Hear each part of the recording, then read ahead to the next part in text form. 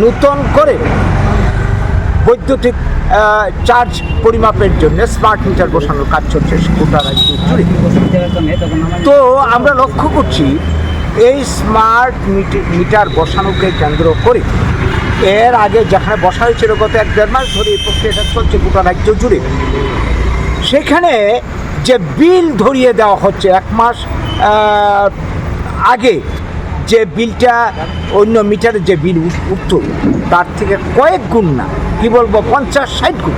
যাদের বিল আগে উঠতো 1000 টাকা এখন উঠছে 50,000 টাকা, যার উঠতো কি বলবো 500 টাকা তার উঠছে 20,000 টাকা, 25,000 টাকা।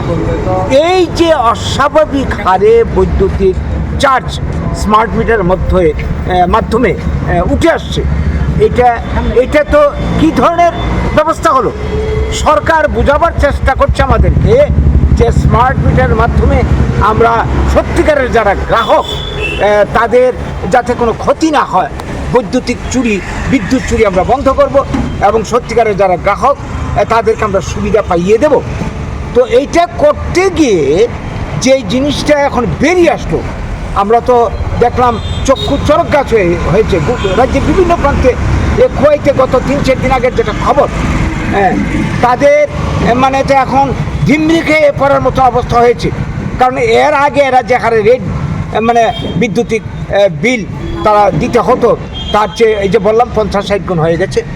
তো এইটা তো আমরা কোনো মতে মানতে পারি না। গভর্নমেন্ট আমাদেরকে বিভ্রান্ত করার জন্য, পাবলিককে বিভ্রান্ত করার জন্যে মন্ত্রীদের বাড়িতে, আমলাদের বাড়িতে এই ধরনের মিটার বসিয়ে আমাদেরকে বোঝানো হচ্ছে যে চিন্তার কারণে আমরাও তো মিটার বসিয়েছি। কিন্তু মন্ত্রীদের যদি 50-1 লাখ টাকা মাসে বিল হয় তাদের তো আর নিজের পকেট থেকে দিতে হবে না, এটা গভর্নমেন্টের ক্যাশের থেকে যাবে। সেইটা আমাদের কাছে দৃষ্টান্ত হতে পারে না। আমরা দেখব পাবলিকের ইন্টারেস্ট। বর্তমান যুগে বিদ্যুৎ একটা অপরিহার্য জিনিস, চাল, নুন, ডাল, তেলের মতোই, কি বলবো ওষুধপত্রের মতোই বিদ্যুৎ একটা অপরিহার্য জিনিস। সেই সঙ্গে পানীয় জল, আমরা লক্ষ্য করছি পানীয় জলের করও বৃদ্ধি পাচ্ছে। এই যে বিশুদ্ধ পানীয় জল স্বাধীনতার এত বছর পর ব্যবস্থা করা হচ্ছে না।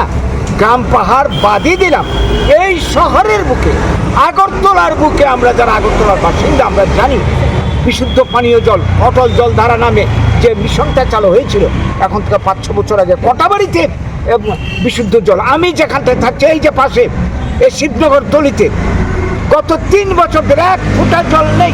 টিউবওয়েলের জল আমাদেরকে ব্যবহার করা হচ্ছে। অন্যদিকে কি করা হচ্ছে, মানে জলকর বৃদ্ধি পাচ্ছে কিছুদিন বাদে, বিদ্যুতের চার্জ বৃদ্ধি পাচ্ছে কিছুদিন বাদে।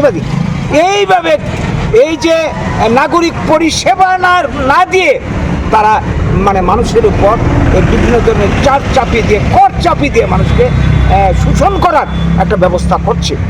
অন্যদিকে মানুষের হাতে কাজ নেই, রোজগার নেই, চাকরি নেই, কর্মসংস্থান নেই, জিনিসের দাম বাড়ছে হু হু করে গোটা দেশে।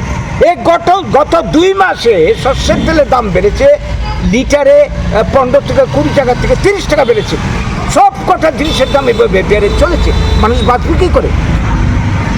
এই যে অবস্থাটা, এর পেছনে মূল কারণ বেসরকারীকরণ। আজকে গোটা দেশের সমস্ত প্রোডাক্টিভ সেক্টরগুলি, উৎপাদন ক্ষেত্রগুলি ক্রমান্বয়ে আজকে পুঁজিপতিদের হাতে, কর্পোরেটদের হাতে তুলে দেওয়া হচ্ছে। এইটার পরিণাম ফল আজকে আমরা ভোগ করছি।